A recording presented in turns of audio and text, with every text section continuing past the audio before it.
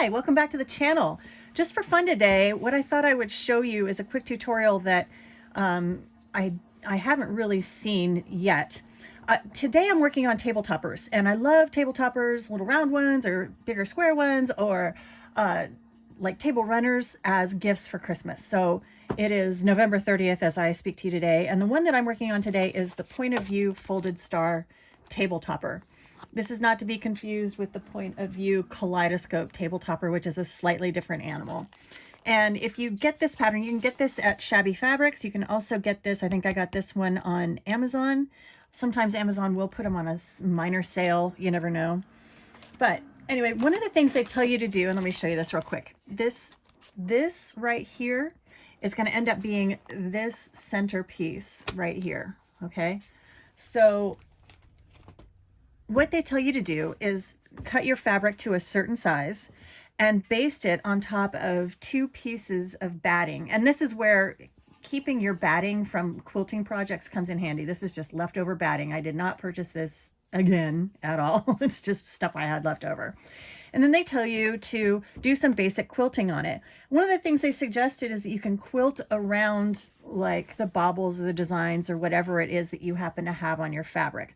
So I figured out where it is, because I'm not going to use this whole piece is not going to show in my ultimate design. But of the parts that are, I kind of laid, there's a template that you put over the top of it and you figure out, okay, this is where I kind of want to see, this is the central focus, right? So over here in these upper corners, this stuff is not going to end up showing. So what I did was start playing around with different fabrics and different stitches and lengths and stuff like that. I tried a different foot, but really my J foot, this one right here, ends up being kind of the best one because there's a clear center and I can see what I'm doing as long as I have my needle so it goes down the center line. I have a pretty decent view of what's going on. So anyway, oh, there we go. Anyway, what I wanted to do was try out different threads. So this is a lighter gold thread. I wanted to see how that looked. This one is just a darker, it's got more yellow in it. And you can see this is really wonky here. I had a very difficult time seeing this. And so this was my first couple of stitches and I was like, oh, it's not too brilliant. I got better as I went along, whatever. Then I also, this is going to be my centerpiece. But before I did that, I tried black and I liked the black thread the best right around here in this corner. I liked the black thread the best because it's not quite as obtrusive. There's a lot of gold on here, but the black worked best. So I did my first bobble that I'm going to actually see in my design right here. And you can kind of see right there where I have some black thread, but you really can't see it throughout the rest. That is sort of the effect that I wanted. I didn't want the thread to be a distraction, basically, because this is already a busy pattern. So I used a black embroidery thread. I used Madeira. I think it's a 40 weight. And what I'm going to do is just outline these baubles here with my sewing machine.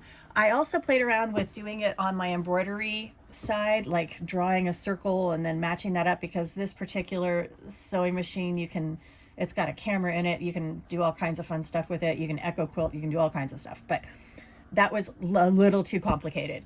So I'm just relying on my regular sewing skills to do this. And what I found was I'm using just a utility stitch, just a straight stitch, center stitch. The stitch length is 2.5 millimeters. The tension I have set at 4, and that is for 2 layers of batting and 1 layer of fabric. I'm not putting a backing on this fabric yet, and there's a reason for that. The reason is I've got a lot of stuff to do before I put the backing on. So the backing, we're not going to have this pattern showing on the backing, okay? So anyway, I just thought I'd show you kind of how to go through it. I like to do a couple stitches right at the very beginning just to get it stuck. And what I also want to do is hide this stitch. So if I do a couple stitches at the beginning, even if I bury them successfully, which sometimes I don't, and if I do that like right here, there's a possibility you're going to see that in this gold area. So what I'm going to do is start my stitching probably right about here. That means what I need to do is lower my foot and then kind of raise it a little bit. See if I can figure out where my needle's going to drop. And then I'm just going to use my flywheel to drop the needle down. Now, the disadvantage I have here is that I can't quite see this. There's not a lot of contrast here. So I'm gonna go back just a little bit to where I can see that gold thing. And then I'm gonna come here, right in front of it. And I'm gonna drop my needle there. And then I'm gonna do just a little stitch there. And then I'm going to turn this just a little bit because I want to move really slow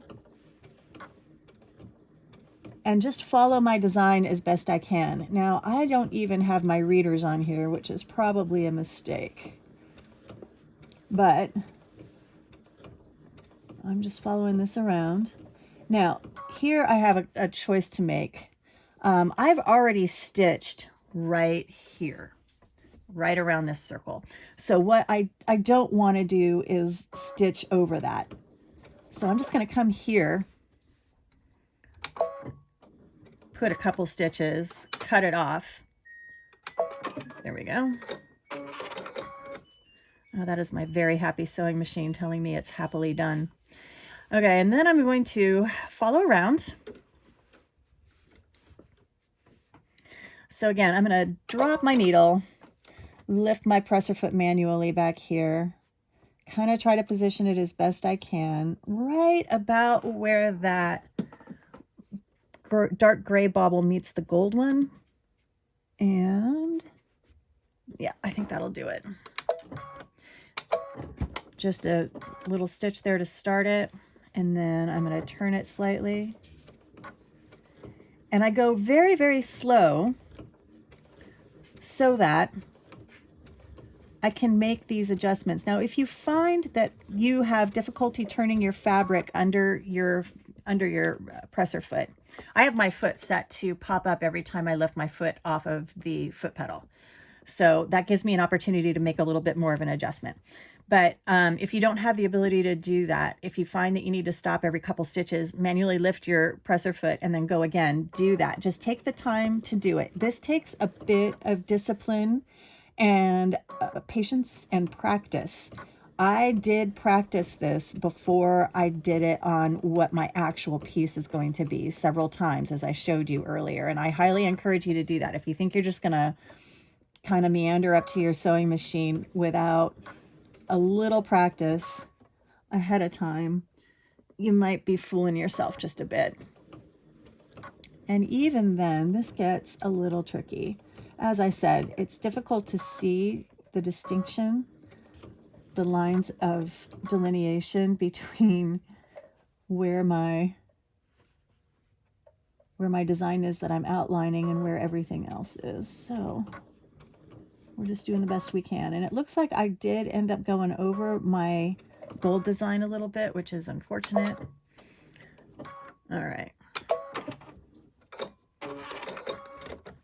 But not enough to really bother me. So I had a start here, a stop here, a start here, and a stop here. And when I trim these threads off, I think you're going to see that it's actually really clean.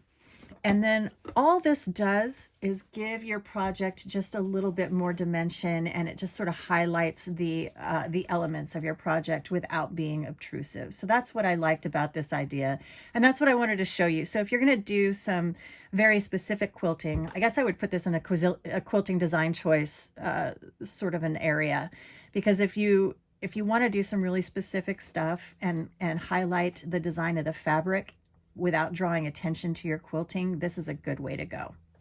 Anyway, I hope you enjoyed this brief tutorial. And oh, by the way, if you want to see the back, that's it. It's pretty clean, actually. I'm surprised. No knots, no nests, nothing. So if you enjoyed this tutorial, thanks so much for watching. Please hit like and subscribe, and I'll see you again next time. Happy quilting!